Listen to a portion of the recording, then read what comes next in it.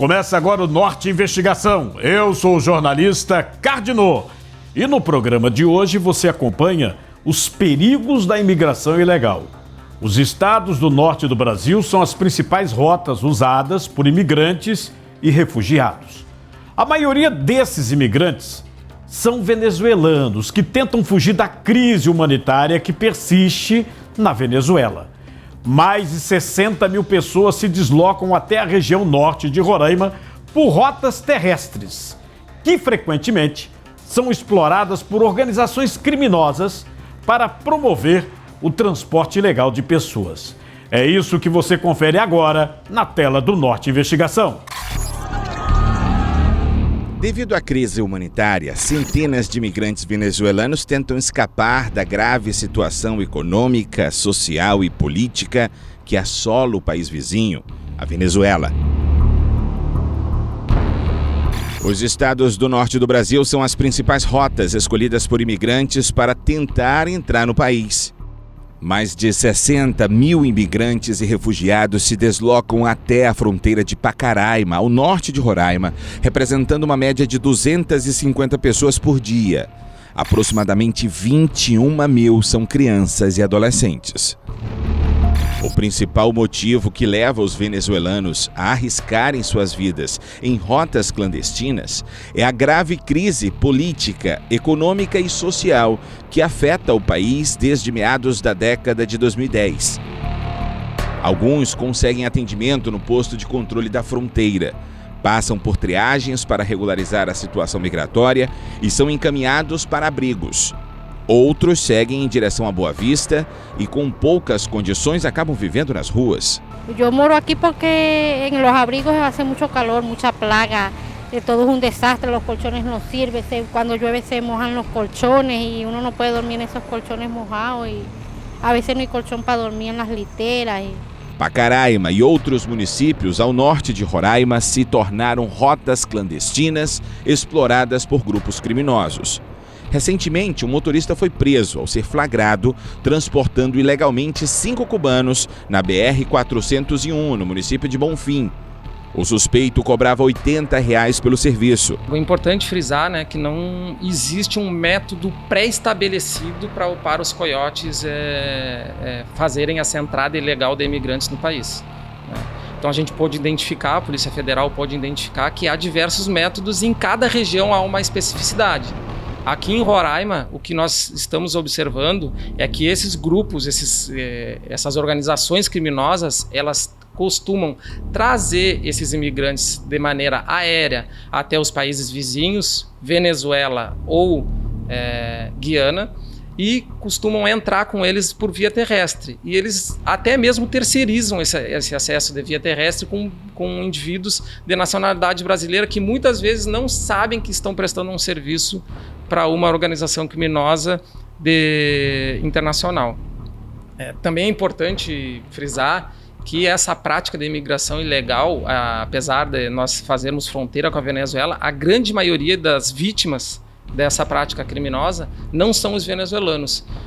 Tem se identificado indivíduos de outros países, como da Ásia, como cubanos, e essas organizações criminosas, elas aproveitam da desinformação desses imigrantes e vendem uma dificuldade a eles de entrada no Brasil. O delegado da Polícia Federal em Roraima reforça ainda as principais medidas realizadas ao receber imigrantes e alerta sobre os riscos da migração ilegal. As principais medidas que a Polícia Federal tem adotado é a informação. Nós temos buscado divulgar com relação à informação, difundir mais essas informações para que as pessoas não sejam enganadas. E também reforçar a fiscalização. Não só aquela fiscalização rotineira, através de barreiras, aquela fiscalização que a gente costumava ver no dia a dia, mas a Polícia Federal tem investido em tecnologias que auxiliam na reprimenda desse tipo de atividade a fazer um monitoramento maior dessa larga faixa de fronteira que o estado de Roraima tem. Com isso, a gente busca diminuir a atuação desses grupos criminosos, para que a prática ilícita diminua gradativamente.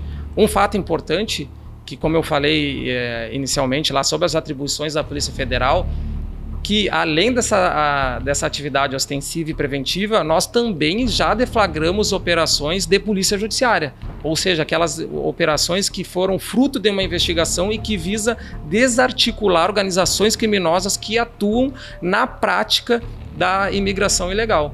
Inclusive, no decorrer dessas deflagrações, foram presos indivíduos, né? Inclusive, foram presos indivíduos dentro do aeroporto de Boa Vista, tentando fazer a prática da imigração ilegal. A crise humanitária na Venezuela tem levado milhares de imigrantes a buscar refúgio no Brasil, principalmente no estado de Roraima. Embora muitos cheguem em busca de uma vida melhor, as condições em que vivem, como nas ruas de Boa Vista, refletem a dificuldade de integrar esse grande fluxo de pessoas. O desafio do Brasil não é apenas gerenciar essa chegada, mas garantir uma resposta que equilibre a solidariedade humanitária com o apoio às comunidades locais. O Brasil tem uma operação desde 2018 chamada Operação Acolhida. Essa Operação Acolhida, que é comandada pelas Forças Armadas Brasileiras, Exército, Marinha e Aeronáutica, ela tem por finalidade pegar aqueles imigrantes, aquelas pessoas que chegam, principalmente em Roraima, e arrume outros destinos para essas pessoas. Para você que ligou a TV agora, a reportagem de hoje mostra como atuam criminosos que promovem o transporte ilegal de imigrantes que escolhem o Brasil para se refugiar. Os estados do norte do país são as principais rotas utilizadas. Veja só, somente no Acre, estado que faz fronteira com Peru, Bolívia, estima-se que mais de 1.000 imigrantes em situação irregular estejam vivendo atualmente na região. Gente, isso é muita bronca. Esses e outros detalhes você confere agora na tela do Norte Investigação. Esse especialista em imigração alerta para um novo cenário preocupante. O aumento do fluxo de imigrantes entrando no Brasil tem levado à utilização de diferentes estados como rotas para facilitar a entrada e permanência irregular no país. Um dos casos mais críticos ocorre no Acre, estado que faz fronteira com o Peru e a Bolívia. Atualmente, estima-se que cerca de 1.300 imigrantes em situação irregular estejam vivendo na região. Há uma série de protocolos que foram desenvolvidos ao longo dos anos no sentido de coibir esse tipo de prática, né, tanto do contrabando quanto do tráfico de pessoas. Acho que esse é um ponto importante. No caso da mobilidade venezuelana, quando a gente pensa o volume, que é um volume expressivo, né, de pessoas, a gente tem conseguido aí uma alta taxa de eficiência em relação a isso, porque as pessoas já chegam, né, no território brasileiro e são rapidamente atendidas, né, as informações hoje têm circulado de uma maneira mais adequada para essa população que deseja adentrar no Brasil. Eu particularmente fico mais preocupado com essa questão da imigração irregular de outros grupos nacionais, como o Brasil acaba optando por estabelecer lógicas de acolhimento específicas a depender da nacionalidade. Acho que esse é um problema que é muito mais presente para outras nacionalidades do que para a nacionalidade venezuelana. Apesar de existir ainda casos, acho que esse é um ponto interessante para a gente tentar encontrar esse gargalo, né? Porque mesmo com essa ampliação, né, no sentido de conferir a regularidade migratória a praticamente toda a população venezuelana e de um atendimento que se dá a partir da fronteira, ainda há pessoas que se encontram em situação irregular e que acabam estando mais vulneráveis à atuação, por exemplo, de coiotes ou de contrabandistas, né, de imigrantes em relação à sua movimentação migratória. O Amazonas é um dos estados brasileiros que mais recebe imigrantes venezuelanos. O estado é um destino comum para aqueles que buscam novas oportunidades no Brasil. Somente em 2024, cerca de 75 mil imigrantes realizaram a regularização da sua documentação. Através do posto de documentação que funciona no PAC Compensa, nós conseguimos acompanhar, em média, quantas pessoas buscaram se regularizar e renovar sua documentação aqui na cidade de Manaus. De janeiro de 2024 até outubro, nós atendemos cerca de 75 mil pessoas através do posto de documentação. Não só venezuelanos, mas como também de outras nacionalidades. No ano passado, o posto de documentação atendeu cerca de 88 nacionalidades diferentes. Se destaca venezuelanos, colombianos, peruanos, que são os países, né, que nós fazemos fronteiras, mas também tivemos casos de cubanos, indianos também, e atualmente nós temos percebido um número de marroquinos.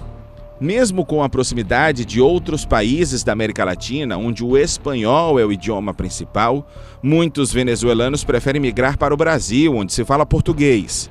Esse movimento é impulsionado pela política de acolhimento diferenciada oferecida pelo país. Para uma parcela desses migrantes e refugiados venezuelanos, o Brasil se configura como um destino possível. Possível em que sentido? Possível porque o Brasil possui políticas de regularidade migratória que a gente pode chamar de mais abertas no comparativo com outros países da região e mesmo países de fora da região. O Brasil, por exemplo, reconhece a grave e generalizada violação de direitos humanos que ocorre na Venezuela, o que faz com que uma parcela dessas pessoas tenham acesso e regularidade migratória no Brasil. Além disso, o Brasil aceita a documentação produzida pelo Estado venezuelano. Então as pessoas chegam aqui com sua tarjeta de identificação e outros documentos, né, que elas possuem, e isso tem sido considerado no Brasil para fins de obtenção da regularidade migratória no território brasileiro. Para as pessoas migrantes refugiadas oriundas da Venezuela no território brasileiro, a própria política de regularidade migratória ampla que o Brasil desenvolve é uma tentativa de coibir essas práticas de imigração irregular, né? O Brasil oferecendo uma ampla gama de possibilidades de regularização não justifica a busca, por exemplo, por coiotes ou por outros elementos, né, como a permanência no território nacional de forma irregular.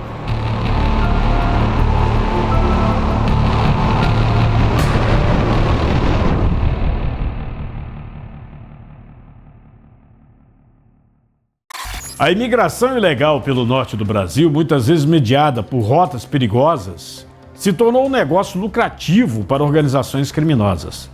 Essas redes exploram a desesperança dos refugiados e agravam a situação humanitária, impondo riscos até à segurança nacional, porque se tratam de organizações criminosas de outros países fronteiriços.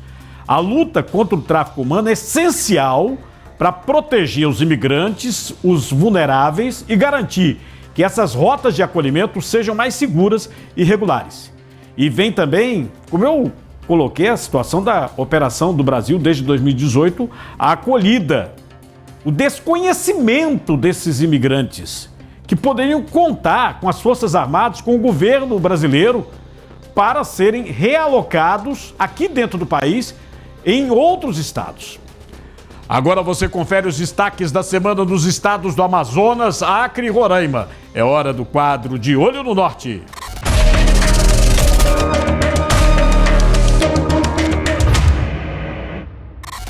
Um homem com dupla nacionalidade foi preso neste sábado em Manaus durante uma operação policial no ramal do Bancrévia, no bairro Tarumã, Zona Oeste. Ele foi autuado por tráfico de drogas e crime ambiental. A ação da Polícia Civil terminou com 15 pessoas detidas, acusadas de terem invadido terras na região.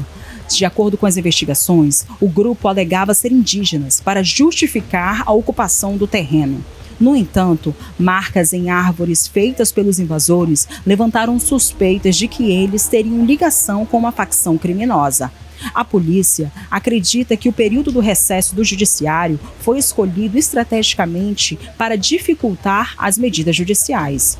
Todos os detidos assinaram um termo circunstanciado de ocorrência e foram levados ao 19º Distrito Integrado de Polícia. Agora, as investigações continuam para apurar outras possíveis atividades ilícitas do grupo.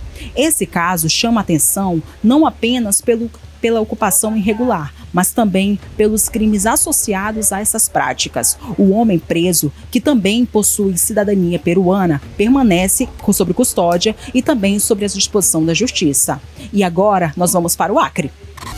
Com o aumento expressivo no número de acidentes de trânsito na capital acreana, Rio Branco, o Ministério Público do Estado do Acre emitiu uma recomendação à Prefeitura para a reimplantação de radares e a retomada da fiscalização eletrônica nas vias urbanas.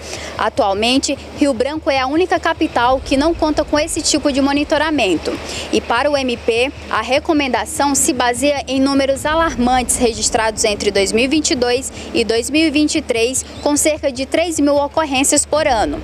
Para o Ministério Público, a reimplantação dos radares é uma medida eficaz para aumentar a segurança viária, ajudar a diminuir a velocidade dos veículos e também a combater as infrações de trânsito. A previsão, nós já estamos fazendo um estudo de locais, estamos contratando uma empresa especializada para que eles possam identificar os pontos mais críticos, onde há a possibilidade de maior sinistro, com parceria com a Polícia Militar, através da estatística de acidente. Hoje, nós estamos muito preocupados com relação ao grande índice de acidentes da cidade de Rio Branco, e nós precisamos ter esse estudo para depois avançar para o segundo momento, que a segunda etapa é a contratação da empresa que vai instalar os radares na cidade. O De Olho no Norte agora vai para Roraima. Aqui em Roraima foi destaque a prisão do presidente da Câmara Municipal de Boa Vista, o vereador Genilson Costa, e do então subcomandante-geral da Polícia Militar de Roraima, o coronel Francisco Lisboa. A investigação da Polícia Federal apura uma possível compra de votos patrocinada por integrantes do tráfico de drogas, denominada Operação Martelos. O político foi preso horas após ser diplomado e foi solto pela Justiça 2 dias depois.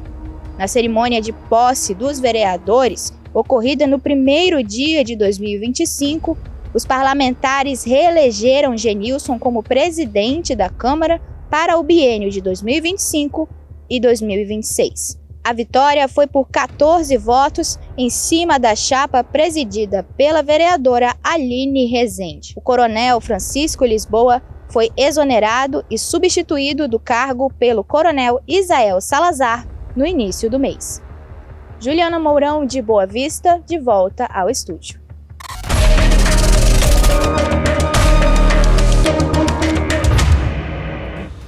A você que nos acompanha no Norte Investigação, muito obrigado aí pela sua audiência. Você da região norte de todo o Brasil, mande sua denúncia, sua sugestão. Olha o nosso WhatsApp, 92 do prefixo 99297-2401. Na próxima semana estaremos de volta, hein? E sempre nos acompanhe pelas redes sociais do norte.com.br e pela Rádio Norte FM.